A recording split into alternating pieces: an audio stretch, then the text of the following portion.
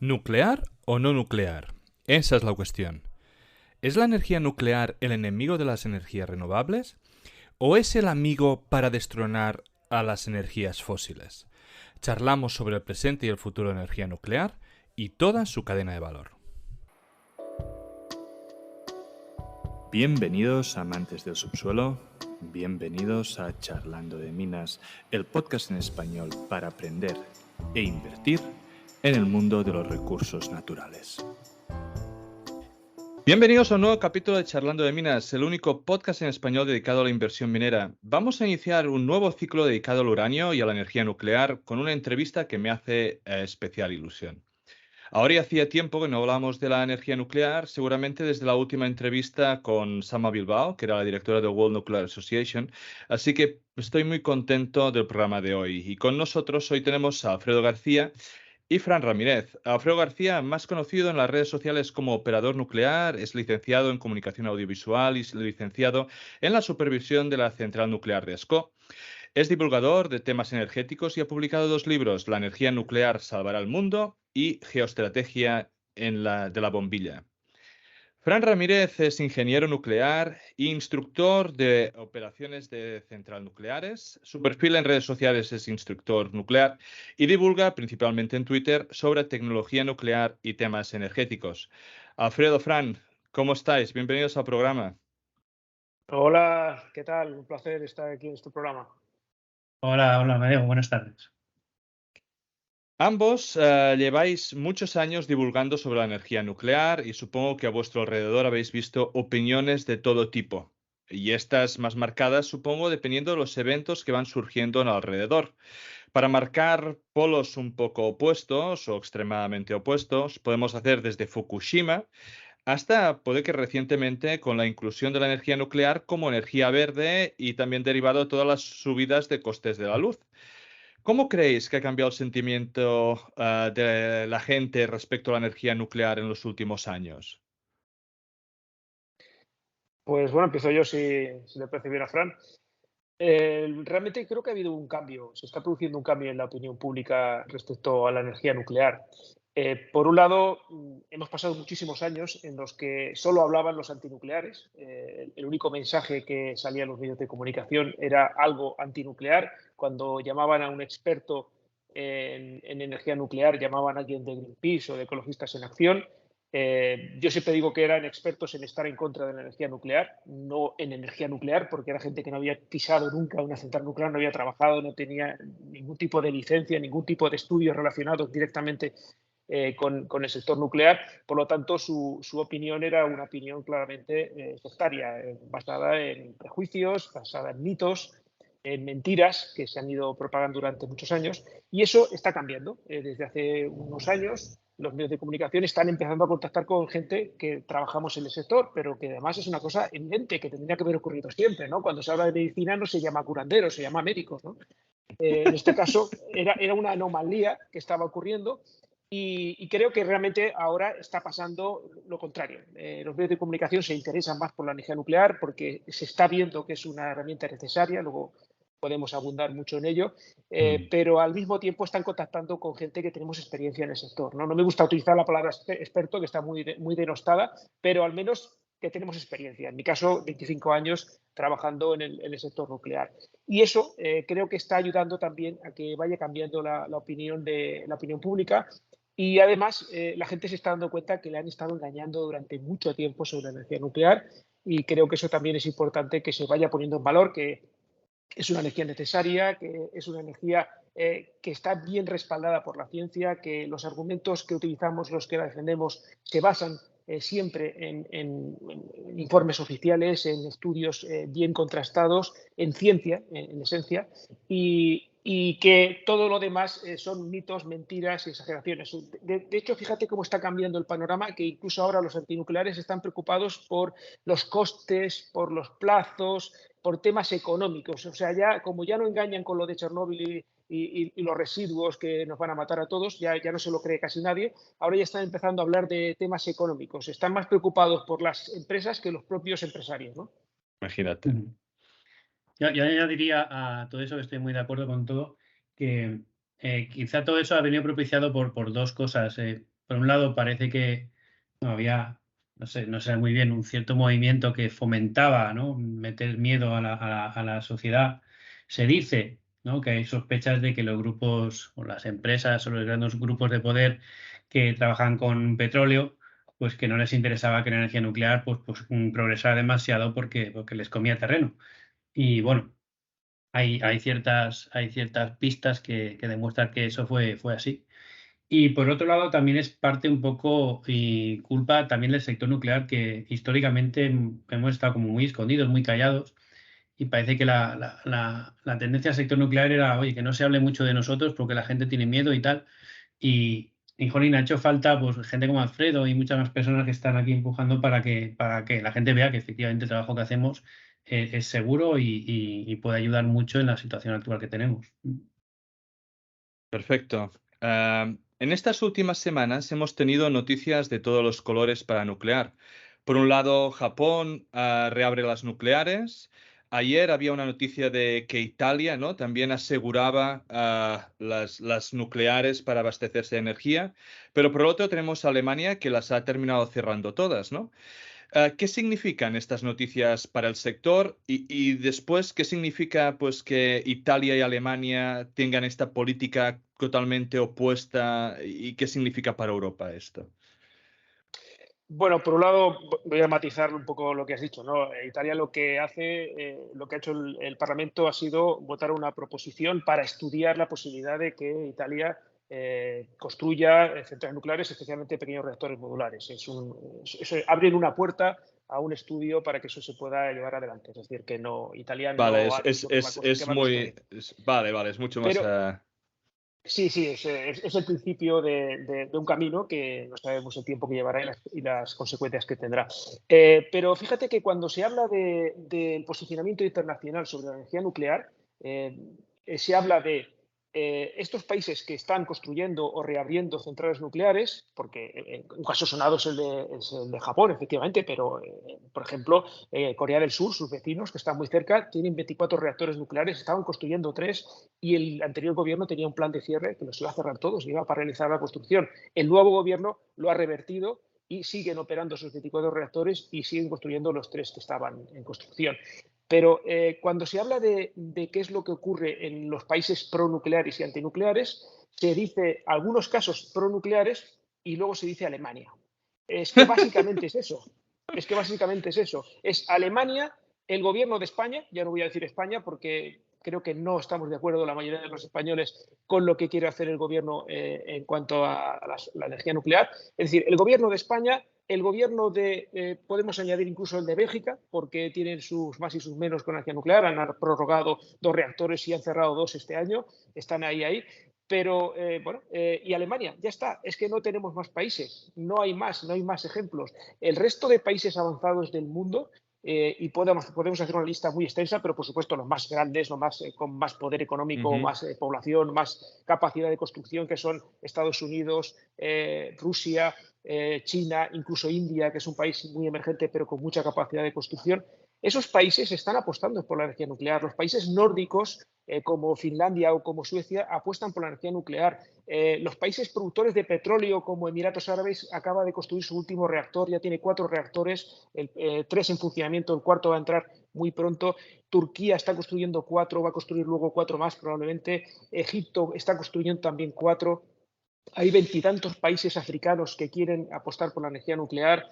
Los países de la Europa del Este, todos prácticamente construyen, tienen centrales nucleares o van a construir, como Polonia, que va a construir 7 reactores. El Reino Unido está construyendo 2 y va a construir 2 más y quiere construir 16 pequeños reactores modulares. Estados Unidos está apostando por los pequeños reactores modulares, pero de forma muy seria, porque estamos hablando de que ya hay una empresa que ya tiene licencia de la NRC y que además ya cotiza en bolsa, que es Westinghouse, NewScale. ¿no? No, Oh. NewScale. Newscale, sí, Sí, verdad. NewScale. Tiene acuerdos para sustituir centrales de carbón en Polonia, en Rumanía, en Hungría. Además, sí, Westinghouse ha hecho la presentación de su proyecto, que también lo tiene que licenciar. Hay otros 2 más que ya se están licenciando por la NRC. Es decir, es una auténtica revolución mundial que solo los que no lo quieren ver es porque tienen la cabeza debajo de tierra, como hacen los avestruces, y se fijan solo en el caso de Alemania. Alemania es una desastrosa excepción de lo que está ocurriendo en el panorama energético nuclear mundial. Parece que son países, tanto Alemania como España, en el que prima la agenda política para conseguir votos que creen que están secundando la opinión de la mayoría de la sociedad, y el resto de países son los que priman pues la estrategia energética, y no solo energética, sino que es estrategia en muchos otros sentidos, como explica Alfredo en su libro de estrategia de la bombilla, ¿no? La estrategia de la bombilla tiene muchas cosas detrás, no solo es con qué produzco energía, ¿no? Una de las preguntas que os iba a hacer, muy relacionadas un poco con lo que pasa en este país, ¿no? Es, siempre le estamos poniendo caducidad a las centrales nucleares, ¿no? Ahora creo que es, no sé si es en 10 años o en 15 años. Y siempre se termina prorrogando esa fecha de caducidad.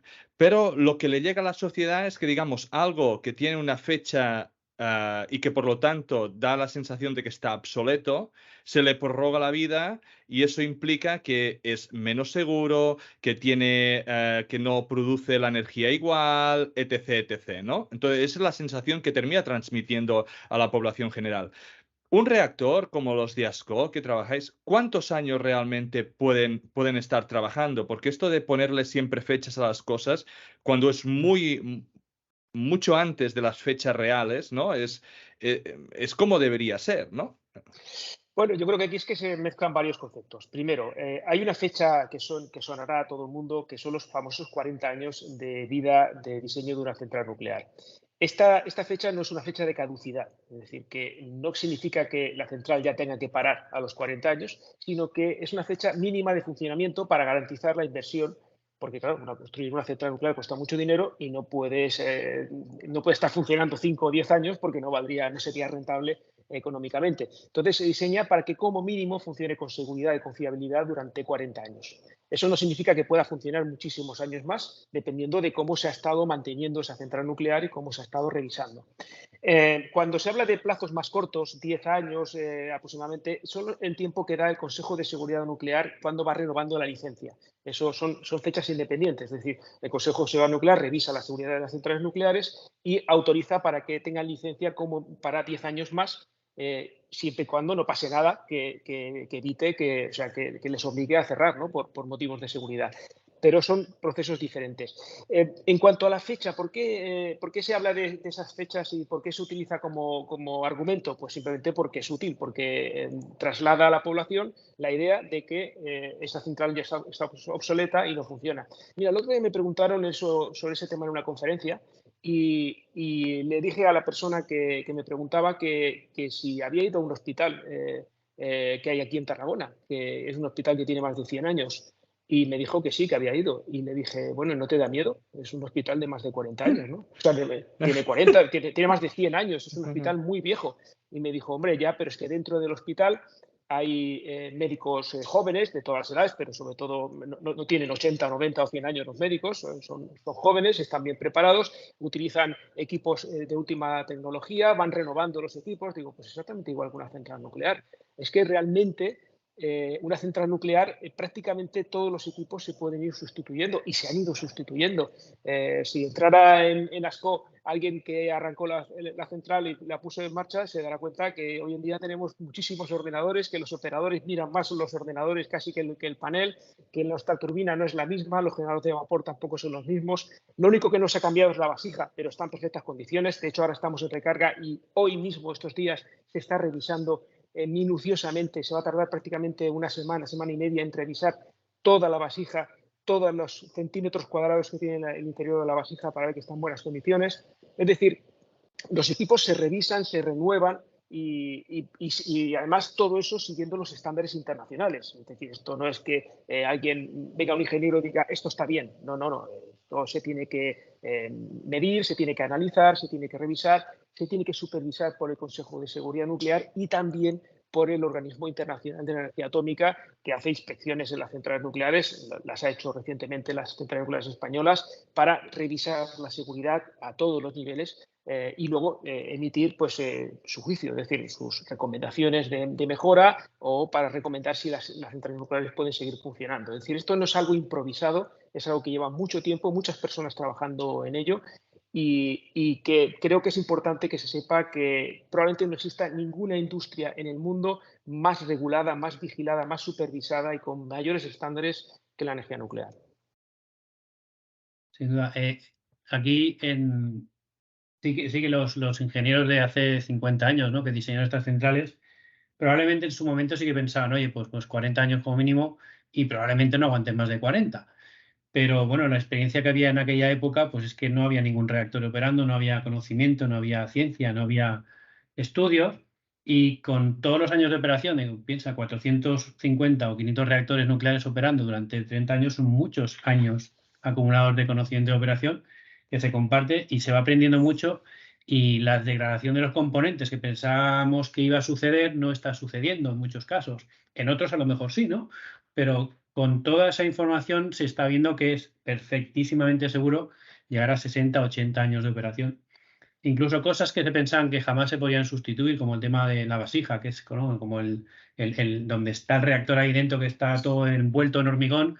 Decían, no, eso si se rompe o si está mal no se puede sacar. No se puede sacar, pero ya se han hecho en otras centrales del mundo recocidos del acero de vasija in situ para volver a convertir el material, el acero frágil, en un acero dúctil y que aguante otros cuantos años más. Entonces, va progresando muchísimo el conocimiento de toda la tecnología nuclear y cada vez vamos viendo que es más viable operar a largo plazo. Perfecto. Solo quería pues, que quedase muy claro porque creo que es un tema que políticamente se juega mucho, ¿no?, con esto de las fechas y lo habéis explicado muy bien. Vamos hacia un mundo electrificado, se mire por donde se mire. El mundo en sí necesita más electricidad. Ya no solo Occidente, que además que quiere eliminar el uso de los combustibles fósiles, pero también en muchas zonas de África donde a día de hoy aún no tienen acceso a la electricidad. Esto combinado, ¿no?, con todas las noticias que además estabais diciendo de los Small Nuclear Reactors, ¿es la energía nuclear la base para poder seguir evolucionando como sociedad sin tener una repercusión en el incremento de CO2? Mira, mi segundo libro, La estrategia de la bombilla, explico una especie de parábola que utiliza un psicólogo muy conocido que se llama Maslow.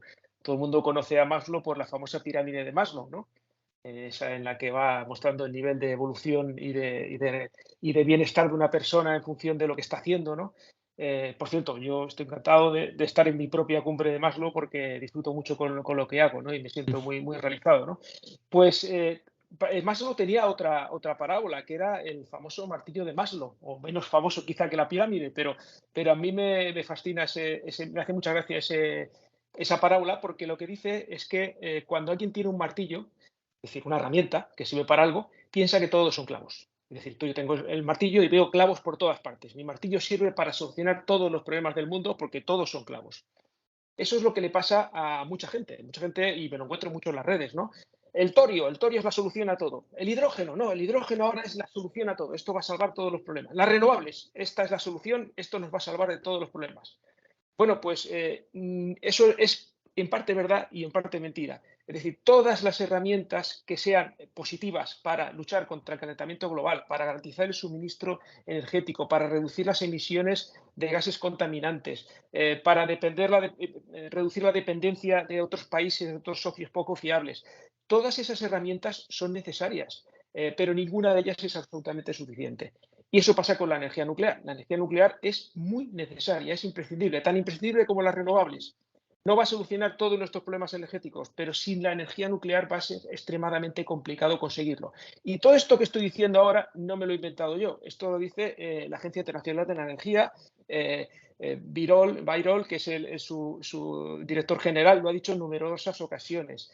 sin la energía nuclear va a ser muchísimo más complicado y muchísimo más caro conseguir los objetivos de descarbonización que se plantean la mayoría de los países. Incluso lo último que dijo, que me llamó la atención, porque un organismo de este tipo no suele decir hacer este tipo de declaraciones, dijo que los países que están cerrando las centrales nucleares, y se refería especialmente a Alemania, por Alemania. supuesto, pero también a Bélgica, que se ha dado reactores, y a España, también se ha referido a España, deberían hacer una autocrítica muy seria para replantearse ese cierre de las centrales nucleares, porque va en contra de los objetivos de reducción de emisiones que tenemos todos. Es decir, que la energía nuclear la considero imprescindible, pero por supuesto no es la única herramienta, va a ser necesaria la colaboración con otras energías. Y fíjate que eso los que defienden otras tecnologías no lo suelen hacer. El que defiende las renovables, para él solo con eso ya lo soluciona todo. Y no, en mi caso y en el de Fran, defendemos que el mix debe ser equilibrado, que los países que tienen viento tienen que aprovechar, los que tienen sol, los que tienen agua especialmente también, pero que no es suficiente, estas tecnologías no siempre garantizan el suministro energético y necesitamos el papel de la energía nuclear. Sí, ahí yo siempre defiendo el principio de neutralidad tecnológica y que cada país encuentre al final su mix perfecto, ¿no? Y puede ser, no lo descarto, que haya países que estén en una situación geográfica y tal y social que no necesiten energía nuclear y es posible que alguno haya y que pueda sobrevivir sin él porque tenga muchos recursos renovables, porque tenga mucho almacenamiento hidráulico o porque tenga, no sé, otras situaciones. Con lo cual, es una herramienta más, pero en muchos se tendrá que utilizar y es imprescindible y en otros pues probablemente no sea necesario. Pero no es el caso, por ejemplo, de los casos que estamos mencionando hoy. Yo creo firmemente que tanto Alemania como Bélgica como España están en una situación que la necesitan sí o sí. ¿Habrá otros que quizá no? Pues sí, probablemente. Hay países que ahora mismo están rozando el 100% renovable sin nuclear y sin petróleo, porque tienen una cantidad de recurso hídrico brutal. Pues es absurdo plantear otra tecnología que probablemente sí, la nuclear tiene sus ventajas, pero pues en algunos aspectos pues más cara, más compleja tecnológicamente. Pues oye, si no hace falta, no hace falta, pero que se tome como una herramienta más y que al final las empresas decidan si es rentable y es tecnológicamente viable, pues se instalará y si no, pues no se instalará. Perfecto. Como habéis dicho, ¿no? Al inicio, la energía nuclear es per se una energía muy criticada por los grupos ecologistas, ¿no? Yo creo, y aquí me podéis corregir porque ahora habéis dicho otros argumentos más económicos y tal, pero los argumentos típicos, ¿no? Son como tres, que es el impacto ambiental, el peligro de la misma energía y los residuos que se generan, ¿no? Que estos argumentos también se pueden extrapolar a la misma minería de uranio, por ejemplo. Así que quería charlar un poco de estos argumentos y compararlo con otras renovables, porque al final sí que es verdad de que el mix se necesita a todos, y yo soy el primero que piensa que también se tiene que ser una suma, ¿no? Y que cada una de las energías se puede usar para según qué casos y según qué países, pero sí que los ecologistas están muy centradas a favor de las renovables y digamos muy en contra de todo lo que es nuclear y fósil, ¿no? Entonces, para definir un poco el impacto ambiental y antes de que dieses vuestra opinión, he buscado unos números, ¿vale? Y le comentaba a Fran, estaba usando al ChatGPT para que me diera alguno de los valores y no parece que ha ido desencaminado, ¿no? La central nuclear de Ascó, cualquiera de las dos, tiene una potencia aproximada máxima de 1000 megavatios, ¿vale? Y el espacio que ocupa per se es pequeño, ¿vale? Cualquier que ha pasado conduciendo por la P7 al lado puede ver la nuclear, ¿vale? Pero si comparamos con las solares... ¿Eh? No, te refieres a Vandellós, la que ha Ah, citado, perdón, la que pasa por la Vandellós. Sí, P7, sí, sí, sí, sí, sí, Vandellós es 2. verdad. Si comparamos con la solar y eólica, la eólica produce entre 1,5 y 5 megavatios por turbina, mientras que la solar son 250 a 400 kilovatios por panel. Entonces, teniendo esto los números y pudiéndolo extrapolar, ¿no? A las energías que necesitan de unos y otros, entonces, ¿qué opinión tenéis vosotros del impacto ambiental que tiene la nuclear versus el impacto que puede tener las renovables? ¿Tienes fan? Ahí he estado, precisamente como antes lo comentábamos, he estado buscando números porque hombre, yo sé que obviamente está claro que el terreno que ocupa una nuclear es infinitamente más pequeño que muchas otras. He encontrado números del Nuclear Energy Institute que hablan de cientos de veces incluso el área ocupada para generar la misma cantidad de energía, ¿vale?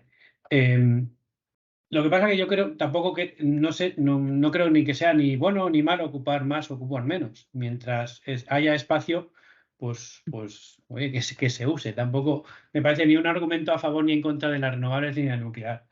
Lo que sí que es cierto que todo el resto de argumentos que se utilizan mucho en impacto ambiental, los peligros residuos, son siempre basados en miedo y al final, recientemente, en el documento que se apoyó la Comisión Europea para aprobar la inclusión de la energía nuclear como en la taxonomía verde, fue el estudio que hizo el Joint Research Center de esta Comisión Europea, ¿no, Alfredo? Sí, sí, es un servicio de la Comisión Europea. Exacto. Y ahí concluían específicamente que el impacto ambiental o todos los residuos o el impacto que tenga la energía nuclear es comparable, si no menor en muchos casos, a cualquier otra tecnología, incluidas las renovables. Lo cual, aunque nos parezca que ocupan menos, contaminan menos, la realidad científica es esa, que el impacto en general, teniendo en cuenta todo el proceso, desde la minería hasta el desmantelamiento de todas las centrales, es similar y comparable al de cualquier otra tecnología que llamamos verde, así en general. Sí, sí, es que cuando se creó, voy a hacer un poquito de historia de este proceso, cuando se creó el Pacto Verde, se estableció una serie de parámetros para incluir las energías y las tecnologías que nos pueden ayudar en la transición energética y además tienen un impacto mínimo o sin un daño considerable al medio ambiente. Y para eso se diseñó específicamente para que entraran todas las energías renovables.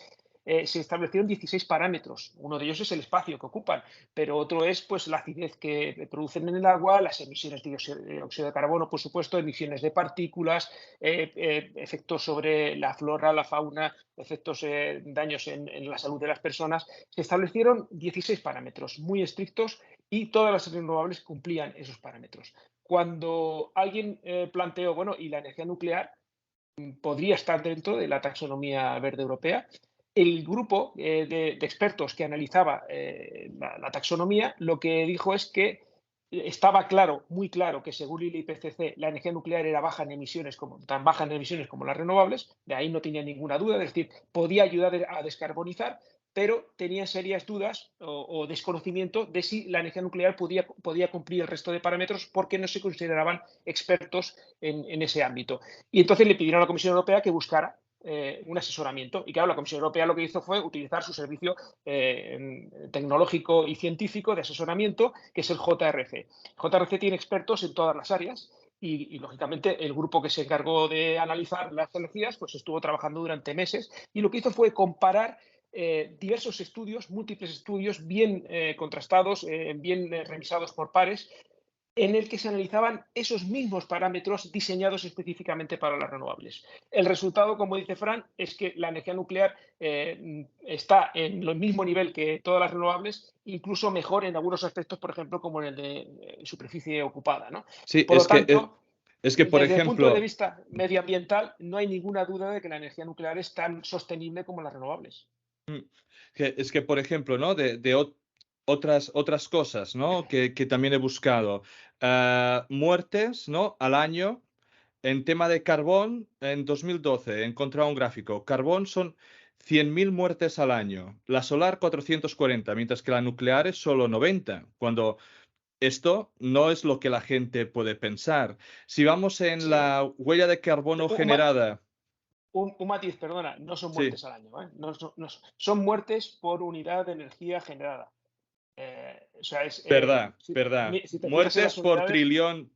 Tienes toda la razón, tienes por toda la cantidad de razón. energía generada, Por ¿no? general de energía generada. Claro, claro, Todo. no, este año, ni el año pasado, ni hace 5 años murió nadie por energía nuclear en el mundo, ¿no?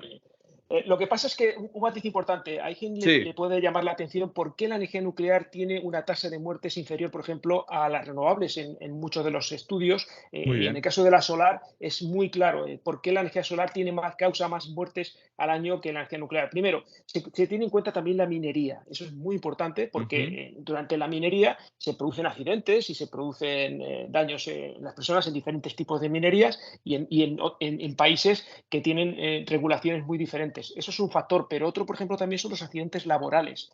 En el caso de la energía solar ocurre mucho que hay, desgraciadamente, muchos accidentes de caídas a diferentes niveles, por ejemplo, gente que está trabajando en los tejados, que no está perfectamente, no tiene un arnés homologado o ni siquiera lleva arnés y se producen muchas caídas. Y eso es una de las causas por las que algunas de las renovables tienen una tasa de mortalidad mayor que la nuclear, pero desde luego muy lejos de la tasa de muerte que causan los combustibles fósiles. Perfecto, muchas gracias por explicarlo. Y también otro gráfico, ¿no? Que decíamos y que cuadra muy bien con todo lo que decís, ¿no? Huella de carbono por kilovatio hora de cada una de las energías, donde se considera todo el ciclo de la energía. Ah, la nuclear es que es más pequeña que solar y eólica. La nuclear tiene 12 gramos de CO2 equivalente, mientras que la solar tiene 27. Y ya si nos vamos el carbón, evidentemente 820, 820. Y recordemos que se estaba quemando carbón cuando teníamos todo el problema con Rusia, donde no había manera de conseguir energía, se fue tirando por carbono y allí nadie decía nada. Entonces, yo una de las cosas que me pregunto a veces es ¿por qué hay tanta mala fama? Digamos, no todos los índices que vamos mirando, y también podemos ir a índices de residuos o lo que fuera, es que la nuclear se encuentra en el mismo saco que se encuentran las renovables y en parámetro por parámetro podríamos decir que hasta son mejores. Y en cambio se la mete en el mismo saco que las fósiles o que el carbón cuando generan muchos más residuos, son mucho más contaminantes, generan muchas más muertes por esto. No sé si la respuesta es un poco lo que ha dicho Fran anteriormente de toda la industria fósil que ya se ha encargado de hacer mala publicidad o si es simplemente tema de sensacionalismo. No, no sé qué opinión tenéis. Pues, bueno, yo abundando lo que dice Fran, mira, yo es mi percepción, en este caso estoy hablando exclusivamente de mi opinión, es mi análisis. Estar en contra de algo que produce miedo a las personas, lo que hace es proporcionar beneficios de alguna forma, ¿no? Y eso yo lo he separado en tres tipos de beneficios. Por un lado, el beneficio electoral, es decir, que si tú eres un político y quieres ganar votos, tienes que decir a la gente que te opones a algo que a la gente le da miedo, ¿no? Si tú te opones a la COVID y a que a la gente muera por una pandemia, pues tú vas a poner todos los medios para intentar que la gente se salve y eso te va a hacer un héroe y va a hacer que la gente te vote. Y además me parece muy bien, es decir, es tu trabajo. Te tienes que dedicar a que la gente no tenga miedo a las enfermedades porque luchas contra esas enfermedades y pones los medios. Pero claro, si te opones a una tecnología que la gente tiene miedo, eso va a proporcionarte también votos. Y eso lo han hecho muchos partidos políticos a lo largo de la historia. En España, especialmente, lo han hecho los partidos de izquierda. En otros países lo han hecho partidos de izquierda y de derechas. Merkel era de derechas, evidentemente. Pero al final, estar en contra de algo que da miedo a la gente te proporciona votos. Que luego esto tenga como repercusión quemar más carbón, bueno, pero eso parece que no les importa tanto, ¿no? Pero de entrada eso les da votos y eso les hace ganar adeptos. No hace mucho hablé con un importante político de la derecha y me preguntó eso, me preguntó, ¿qué opinas? ¿Qué opinas que es lo que estamos haciendo los políticos con la energía nuclear en España? Y le dije precisamente más o menos esto, le dije, mi opinión es que estar en contra de la energía nuclear ha proporcionado votos en España y estar a favor los ha restado. Y por eso unos han tenido una actitud muy guerrera contra la energía nuclear y otros os habéis estado muy callados porque teníais miedo a perder votos. Y me dijo, pues lo has clavado, porque eso es lo que realmente nos ha pasado, ¿no? O sea, ellos mismos lo reconocen. Eso por un lado, votos. Por otro, dinero. claro, si tú tienes una tecnología rival de la energía nuclear, lo que te interesa es hablar mal de la energía nuclear porque entonces tu tecnología sigue adelante y tiene más capacidad de desarrollo. Y el mayor enemigo de la energía nuclear, desde el punto de vista tecnológico y económico, es el gas natural. Y no lo digo yo, lo dice la evidencia. Donde han cerrado centrales nucleares se ha quemado más gas natural, excepto en Alemania, que como no tenían gas natural, lo que han hecho ha sido quemar más carbón también, ¿no? Pero en el resto de países, en el resto de lugares, en Estados Unidos, cuando han cerrado centrales nucleares, en el estado de Nueva York han cerrado varios reactores recientemente, se ha aumentado el consumo de gas. En Bélgica ha aumentado el consumo de gas. En todos los sitios que ocurre eso, el rival no son las renovables, sino el gas natural. Entonces, ahí piensa, cuando alguien sale beneficiado con algo, Claro. piensa que es bastante sospechoso, ¿no? Que es lo que decía Fran, de que haya habido intereses que hayan fomentado el que esa posición a la energía nuclear de algunos partidos y de algunas posiciones. Eso por un lado, fíjate, ya llevamos dos intereses. Otro interés, estoy convencido de que las organizaciones ecologistas que se han opuesto a la energía nuclear lo han hecho esencialmente para conseguir adeptos. Porque estar en contra de la energía nuclear, como es mala, porque está asociada con las bombas atómicas, con la carrera armamentística, lo mezclan todo en un totum revolutum. Pues como me opongo a eso, tengo más adeptos. Y como tengo más adeptos, tengo más cuotas y puedo hacer más cosas y luchar contra otro tipo de cosas que además son muy necesarias. Es decir, que creo que hacen una gran labor las organizaciones ecologistas en muchos ámbitos, pero creo que en la energía nuclear se están equivocando enormemente. Y además, tengo pruebas de ello porque hay debate interno en las propias organizaciones ecologistas. Me han confesado gente, cargos de Greenpeace, que hay un debate interno muy intenso en esa organización por el papel de la energía nuclear, porque hay gente pronuclear, gente antinuclear y gente que no lo tiene claro. Y hay un debate muy intenso, ¿no? Entonces, fíjate, y claro, nos falta luego la última pata de todo, que es los medios de comunicación. Esto no hace falta que lo Claro. explique, ¿no? Vender cosas sensacionalistas siempre hace vender periódicos y vender publicidad. O sea que, fíjate, todo el mundo sale ganando, pero salimos perdiendo todos. Y de hecho, desde los medios ahora hasta las energías renovables son malas, ¿no? Porque están fomentando, ¿no?, el movimiento de que la gente no quiera los molinos ahí en la costa, que no quiera los molinos allí y diciendo que, bueno, pues, siempre fomentando criticar cualquier energía al final.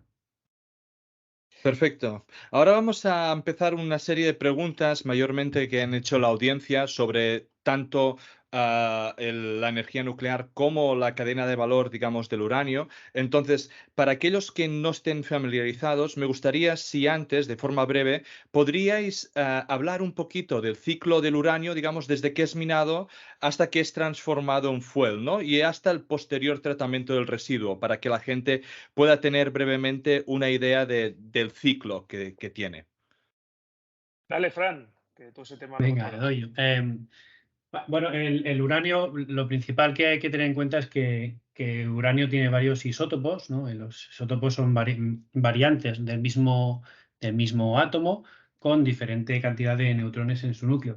Y no todos los isótopos sirven para poder provocar reacciones de fisión. Entonces, el más útil, el que es más sencillo de fisionar, es el uranio 235, aunque hay otros que también se podrían llegar a fisionar en algunas condiciones. Entonces, este uranio 235 es radiactivo, es lo que significa que se va descomponiendo, se va desintegrando y va desapareciendo y va desintegrándose en otro elemento estable, con lo cual cada vez hay menos. Aunque en origen había mucho, pues ahora la proporción de uranio 235 que encontramos en la naturaleza es muy bajita. Entonces, lo que necesitan nuestros reactores, la gran mayoría de los reactores de agua ligera necesitan pues mínimo pues, un enriquecimiento del 3, 4, 5%, que de todo el uranio que metamos, el 5%, el 4% sea uranio 235. Entonces, se necesita un proceso de Enriquecimiento. enriquecimiento, perdón, había quedado en blanco. De enriquecimiento del uranio, ¿no? Desde la concentración de uranio 235 que hay en la naturaleza hasta que necesitamos. De Entonces, 0,72. del 0,72%. 0,7%, correcto, hasta el 3, 4, 5%. Bueno, sí que es cierto que hay reactores que utilizan uranio natural sin enriquecer. Hay poquitos, pero los hay. Es los reactores que utilizan el deuterio como moderador, reactores CANDU de agua pesada, ¿vale? Pero la gran mayoría utilizan uranio enriquecido. Pues este enriquecimiento pues, se realiza se empezó a realizar de una forma por difusión gaseosa, ahora se realiza por centrifugación.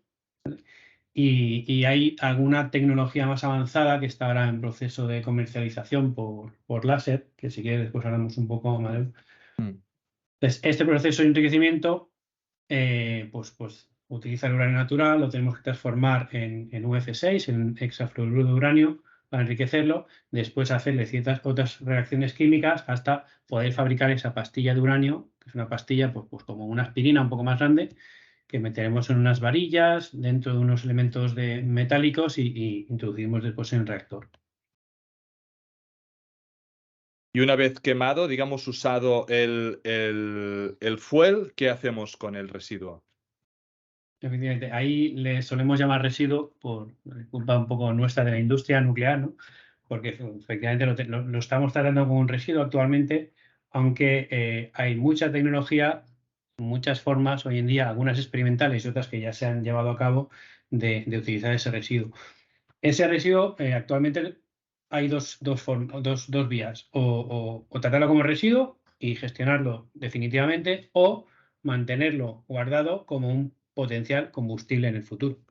El tratamiento como residuo actualmente en todas las centrales nucleares tiene una piscina de combustible, una piscina tal cual, con agua, hormigón y agua, donde vamos guardando el elemento de combustible y cuando esa piscina está llena, pues sacamos los elementos de combustible, los metemos en unos contenedores de hormigón y los guardamos en lo que llamamos los almacenes temporales individualizados, que es una losa de hormigón al aire libre donde ponemos ahí los cilindros con el combustible. Para que veas al final, tú te puedes poner al lado de ese cilindro de hormigón y no recibes dosis, lo cual es perfectamente seguro. Lo que pasa es que no es lo más ideal, lo suyo sería que estuviera todo centralizado en un almacenamiento que se esperaba tener aquí en España, el ATC, pero por motivos políticos básicamente pues no se ha construido y parece que no quieren construirlo. Y eso es algo temporal, tanto el ATI, el individualizado, como el ATC, el centralizado, sería algo temporal para acabar a largo plazo en un almacenamiento geológico profundo. Almacenarlo en sitios que sabemos que hay una estabilidad geológica que en millones de años no van a sufrir cambios y eso puede quedarse ahí sin afectar al medio ambiente. Esta es una vía, y es la vía por la que optan la mayoría de países a día de hoy. La otra vía es reciclar el uranio, es hacer un ciclo cerrado con ese elemento combustible al que de todo el uranio que hemos metido solo hemos conseguido utilizar un 5% aproximadamente del que hay. Nuestra tecnología actual no consigue aprovechar más que eso. ¿Un 5% del uranio enriquecido o un Exacto. 5%? Sí, solo. Sí, sí. De todo el uranio 235 que hay en el núcleo, solo conseguimos utilizar un 5%, después de 3 ciclos de operación. Un matiz, Fran. Bueno, prácticamente quemamos todo el 235. Lo que no quemamos es casi nada del 238. Bueno, sí, vale, cierto, correcto. Sí, sí, que a veces nos confundimos. Sí, o sea, tú tienes un enriquecimiento, pasas del 0,7 al 4 o 5% y en un reactor fisionas durante 3 ciclos de año y medio, es decir, 4 años y medio, fisionas casi todo el uranio 235 y una pequeña parte del uranio 238 que captura neutrones y se convierte en plutonio 239, que también lo fisionas. Pero al final, la conclusión es que extraes aproximadamente el 5% de la energía del combustible, porque el resto de la energía está en el uranio 238 y parte de plutonio que se ha generado que no lo has utilizado. Es decir, que estamos llamando residuo a algo del que solo le hemos extraído el 5% de la energía que tiene potencial. Realmente, cuando tú compras algo en el supermercado y gastas el 5%, llamarle residuo a lo que te queda es un despropósito, ¿no? Existiendo tecnología para aprovecharlo, porque, como decía Frank, ya hay reactores que tienen esa capacidad. Hay un reactor en Rusia que está funcionando de esa manera y está funcionando de forma comercial desde el año 2016. Decías que ASCO tiene 1000 megavatios, un poco más, 1040, 1035, 1040 megavatios. Este reactor tiene 800 megavatios, es decir, que no es un reactor de juguete ni es experimental, está conectado a la red eléctrica de Rusia, ¿no? Y está quemando residuos radiactivos. Es decir, esa tecnología ya existe, es cara todavía, está en desarrollo porque hay varios diseños de ese tipo de reactores, pero creo que es una tecnología que deberíamos aprovechar porque fíjate que estamos multiplicando por 20 Claro. primero, la capacidad de extraer energía de un elemento del uranio, pero al mismo tiempo estamos multiplicando por 20 o en este caso 19 veces más la cantidad de energía de extraer de los residuos que ya tenemos. Es decir, que es un recurso que Exacto. tenemos almacenado.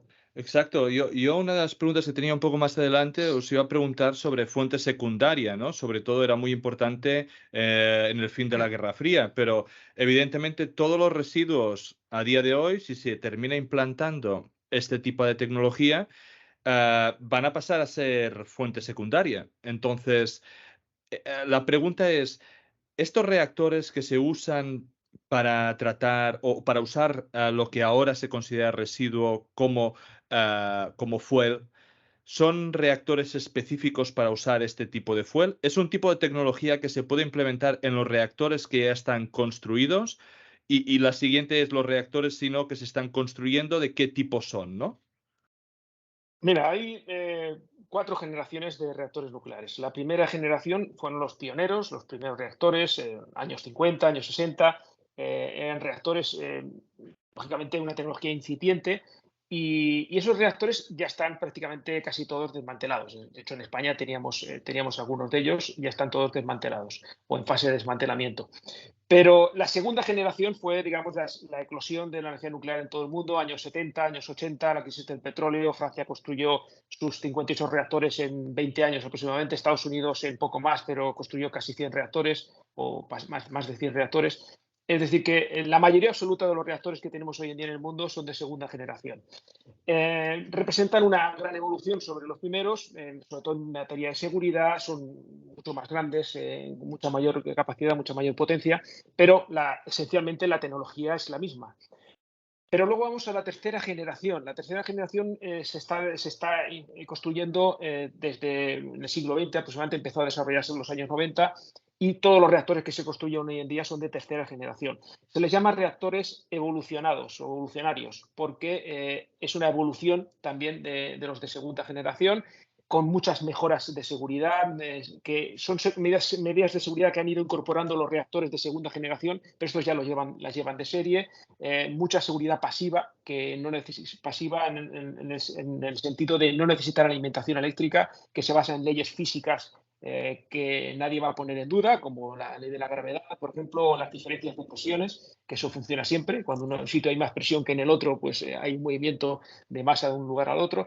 Es decir, estos principios físicos que no necesita que alguien toque un botón, sino que funcionan porque sí, porque así funciona la naturaleza. Eso está implementado en estos reactores de tercera generación que se construyen ahora en el mundo. Estamos hablando de que se construyen aproximadamente más de 60, en torno a 60 Ujú. reactores simultáneamente. De ellos, China, 24, 23, 24, tiene siempre en construcción en ventana rodante. Bueno, esos son los de tercera generación. ¿Cuáles son los de cuarta generación? Los de cuarta generación son reactores que se llaman revolucionarios. Ya no es una evolución, sino una revolución. ¿Por qué? Porque la base del funcionamiento de estos reactores es que tienen la capacidad de reciclar residuos radiactivos y de aprovechar cerca del 100% de la energía del combustible. Es decir, que no solo utilizan el uranio 235, sino que utilizan también el uranio 238. Además de poder utilizar torio, algunos de ellos, que es un elemento químico que no es fisionable Sí. directamente, pero que se puede convertir en uranio también fisionable en los mismos reactores. Estos reactores utilizan otro tipo de tecnología, es fisión también, pero los neutrones no se moderan, no se les reduce la velocidad, sino que son neutrones rápidos. Son reactores que van fabricando su propio combustible fisible mientras están funcionando, están extrayendo energía del combustible y están fabricando ellos mismos su uranio fisible o su plutonio fisible. Eso que hace, que he comentado antes, que los reactores como el de ASCO produce algo de plutonio, ese plutonio se convierte Mm. en, se fisiona, pues esto lo está haciendo constantemente este tipo de reactores. Hay 6 tipos de diseño, luego cada uno con sus variantes. Uno de ellos, por ejemplo, es el de Bill Gates, que ya tiene financiación para construir el primer prototipo en Estados Unidos. Es muy parecido conceptualmente al que tiene Rusia funcionando, pero con algunos matices. Y como te digo, hay 6 diseños que están en diferentes fases de desarrollo. China también está trabajando en ese tipo de reactores. Probablemente Rusia sea el país más avanzado hoy en día en reactores de cuarta generación. Y luego, después de todo este amalgama que he presentado, están los pequeños reactores modulares, que hay pequeños reactores modulares de cada una de De las variaciones. Oh, generaciones. Los reactores que tienen los submarinos y los portaaviones y los rompehielos nucleares son generalmente de segunda generación, la mayoría de ellos. Pero ya se están desarrollando, la mayoría de los nuevos que se están desarrollando, como he comentado antes en Estados Unidos, de la NuScale o el de Westinghouse, ya son de tercera generación, e incluso hay varios en diseño ya de cuarta generación. Es decir, que hay una auténtica revolución en ese sentido. ¿Y cuándo tardaremos en que estos de cuarta generación que estabas explicando sean generalizados o ya se empiecen a implementar de forma general como ahora está pasando los de tercera? Yo creo que habrá que esperar a la década de los 30, es decir, que es un proceso todavía que lleva tiempo porque estos reactores están todavía en una fase muy preliminar. Sí que es verdad que hace muchos años que se está trabajando con ellos, pero se le había dado prioridad a los otros reactores porque la extracción del uranio es relativamente sencilla, porque hay una Mucha. gran abundancia, hay mucha abundancia de uranio y la inversión en esa tecnología ya estaba hecha, con lo cual hacer una inversión en una tecnología nueva quizás no tenía tanto sentido, pero en el contexto que estamos actualmente, en el que va a ser necesaria más energía nuclear, vamos a tener que construir más centrales nucleares y que además ha ido avanzando la tecnología, evidentemente, creo que vamos a ver reactores de cuarta generación de forma comercial a lo largo de la década de los 30. Lo mismo con los pequeños reactores modulares. Llevan un proceso también de licenciamiento, porque lógicamente tú no puedes decidir construir un reactor nuclear si no tienes una licencia del organismo regulador de tu país. Ese proceso ya está empezado, como te digo, hay un reactor con licencia de la NRC de Ujú. Estados Unidos, pero hay 3 o 4 más en licencia. En el Reino Unido también están licenciando el de Rolls-Royce. Sí. Yo espero ver ya pequeños reactores modulares a finales de esta década, de forma comercial, instalados en varios países. Hay más de 72 proyectos en todo el mundo.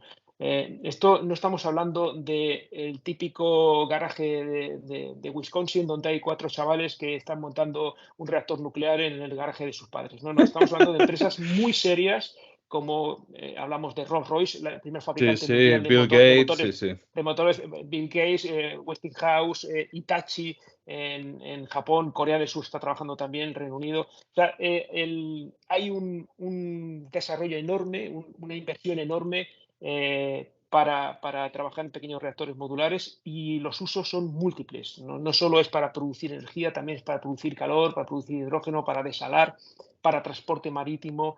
Es decir, que los vamos a ver en muchos lugares.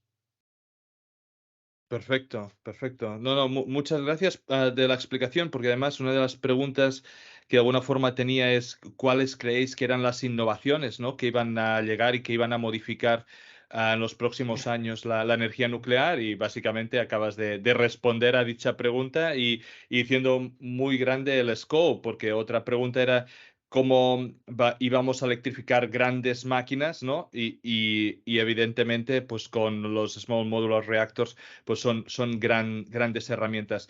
Fran, antes estábamos hablando sobre el enriquecimiento de uranio, dijiste de que había nuevas tecnologías a base de láser. Sé que alguien me preguntó sobre Silex. No sé si sabes de esa tecnología, cuál es su estado y nos podrías explicar un poquito de esto.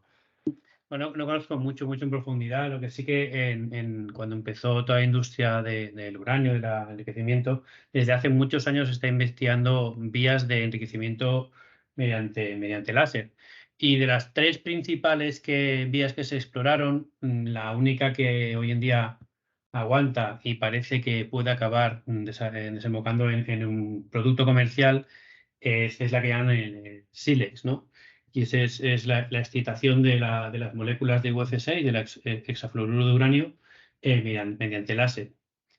Entonces, se han hecho pruebas bastante fiables de laboratorio y tal, o en instalaciones más o menos grandes, y se ha visto pues, que parece ser bastante más eficiente que la separación por centrifugación ahora mismo, que los costes de construcción de esa planta de enriquecimiento también se anticipan, digo se anticipan porque no se ha construido todavía, pues más bajos que una planta de procesamiento de enriquecimiento actual.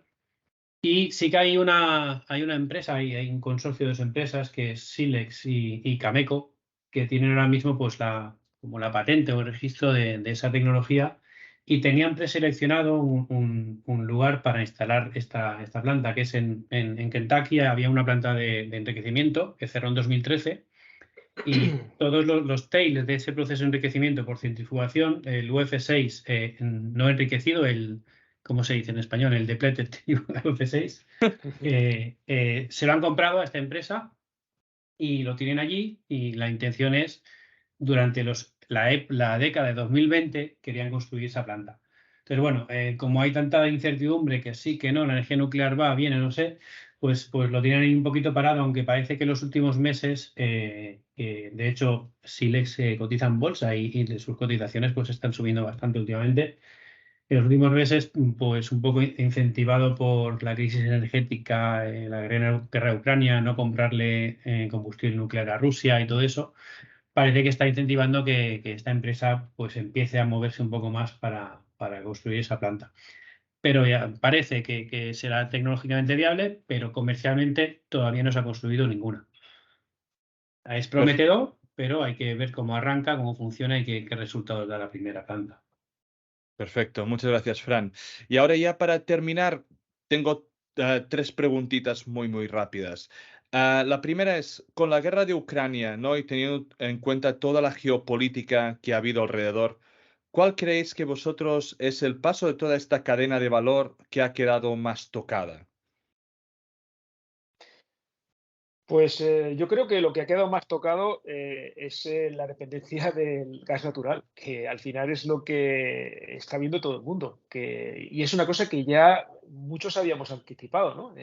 Me suelen decir en las redes, sí, ahora tú hablas de que Alemania tenía una dependencia del gas natural, pero es muy fácil decirlo después de la guerra, ¿no? Digo, hombre, sí, claro, pero lo difícil es decirlo antes, y por eso muchos lo hemos dicho antes. Yo tengo tweets Mm. del año 2018-2019 diciendo que Alemania se está suicidando energéticamente porque tiene una enorme dependencia del gas ruso y de los combustibles fósiles y del carbón, y que cerrar las centrales nucleares es un auténtico suicidio. Entonces, yo lo que veo es que poco a poco cada vez todo el mundo se está dando cuenta de que realmente la energía nuclear es necesaria y que debemos ir reduciendo los combustibles, el uso de los combustibles fósiles, la dependencia de esos países que son socios fiables, muy poco fiables desde el punto de vista económico, pero al mismo tiempo es que quemar cosas está cambiando el clima, está matando a muchas personas por la polución y al mismo tiempo está empobreciéndonos, ¿no? Porque además son combustibles también son muy caros y sobre todo el coste de las emisiones.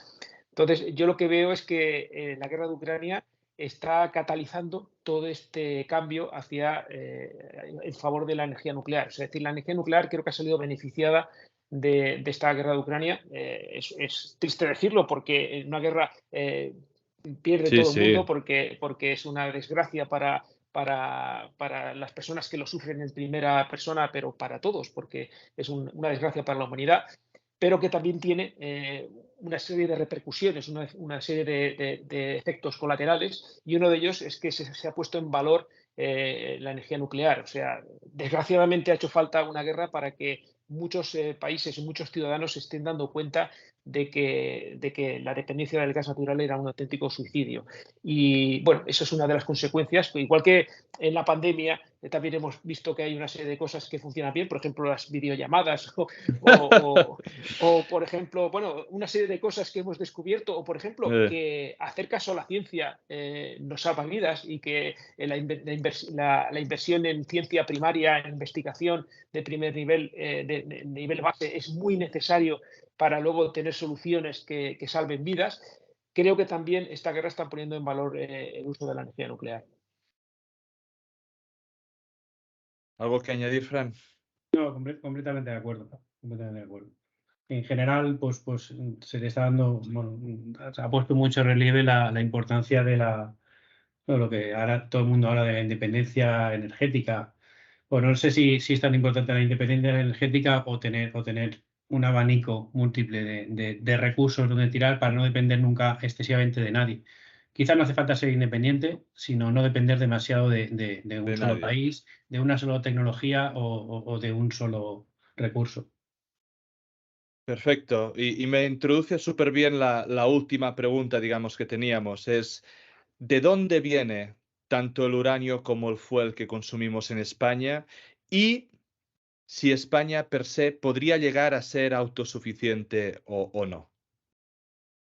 Venga, Fran, dale ahí. No, esta es tuya, esta es tuya. He trabajado mucho. Mira, España, aproximadamente el 30-35% de nuestro uranio proviene de Rusia. No el uranio en sí, sino el uranio enriquecido. El enriquecimiento se produce en Rusia. Rusia no es un gran productor de materia prima, del mineral de uranio, es más de otros países, pero Rusia lo que tenía era tiene una capacidad muy grande de enriquecimiento. ¿Por qué se enriquecía esa parte en Rusia y no tanto en otros países? Simplemente porque Rusia lo hacía más barato. No es un tema de que lo hagan mejor ni que tengan una tecnología especial. Tienen la misma tecnología, pero lo hacían a un coste más bajo. Eso significa que sustituir ese uranio que viene de Rusia es relativamente fácil. Simplemente es hacerlo en otro sitio a un precio ligeramente mayor. Eso no representa un gran problema tampoco, porque el coste del combustible en una central nuclear depende de las fuentes, está entre el 5 y el 10% de todos los costes de producción. Es decir, que si aumenta un determinado tanto por ciento en los costes, no tiene una repercusión enorme, como por ejemplo puede tener el gas. El coste del gas es el 90% de los costes de producción de una central de gas. Fíjate, si se multiplica por dos, pues cambia, fíjate lo que cambia, ¿no? Por eso también, en parte, la crisis que hemos tenido con los precios de la electricidad. Claro. Entonces, sustituir el uranio que viene de Rusia es relativamente sencillo. Relativamente sencillo, digamos, desde el punto de vista que se puede hacer, que hay capacidad de enriquecimiento en otros países, especialmente en Francia, pero también en Estados Unidos, en Canadá. Y creo que eso se está moviendo de esa manera para poder hacerlo. De momento hay reservas para unos cuantos años, pero el mercado se está moviendo. Se están abriendo minas en otros lugares. Canadá ha abierto recientemente, hace unos meses, abrió una mina que tenía cerrada porque el precio era muy bajo, pero como el precio ha subido ahora, la han reabierto. Esa mina tiene más capacidad de extracción de uranio que toda Rusia, para que te hagas una idea. Cigar Lake, ¿no? Creo que era. Sí. Y entonces realmente existen muchas alternativas. Australia es el país que tiene más recursos de uranio del mundo, con diferencia, y también se están explotando y habrá más, es decir, tendrán más extracción. Es decir, que la industria nuclear no tiene una gran preocupación por la cantidad de uranio disponible y por ese problema con la dependencia de Rusia. No hay una gran preocupación al respecto. Y al mismo tiempo hay otras formas de extraer uranio, como subproductos de fosfatos, como reciclaje de bombas atómicas, como reciclaje de residuos radioactivos, el torio, de 3 a 4 veces más abundante que el uranio. El océano está repleto de uranio y ya se está extrayendo de forma experimental. Todavía es muy caro, pero se cree que se irán reduciendo los costes, como cualquier tecnología. Es decir, que no nos acabaremos el uranio. No creo que haya problema en ese sentido. Y en tema de enriquecimiento, aquí en Europa o España se enriquece o se puede llegar a enriquecer, o hay algún interés en enriquecer, digamos, el uranio, o es algo que vamos a exportar como hacemos con la mayoría de cosas. En Francia es donde Francia. se enriquece uranio. España no tiene esa capacidad. Por ejemplo, Argentina sí la tiene. Argentina, bueno, no enriquece, lo que pasa es que hace procesamiento del uranio, porque no enriquece porque utiliza reactores como decía Fran, que van con agua pesada, Candú. Pero quiero decir que España no lo hace porque tenemos una industria nuclear relativamente pequeña y además hay un plan del gobierno para cerrar los 7 reactores nucleares. Claro. Imagínate el interés que puede tener alguien en invertir en un enriquecimiento, ¿no? Está claro. Cuando utilizan nuestro gobierno el argumento de que nadie quiere construir centrales nucleares en España, pues la respuesta es muy fácil. Si tenemos un gobierno que quiere cerrar las centrales nucleares, pues no hay nada más cobarde que $1 millón, eso puedo decir. Pues nada más. Muchísimas gracias a Alfredo y Fran por vuestro tiempo, por el trabajo que hacéis en divulgación y por compartir vuestros conocimientos, algunas respuestas técnicas para aquellos inversores interesados en el sector. Muchísimas gracias. Espero volver a tener la oportunidad de charlar con vosotros más adelante. Y nada más, un saludo, un placer charlar con vosotros. Un Muchas placer. gracias. Mario. Un abrazo.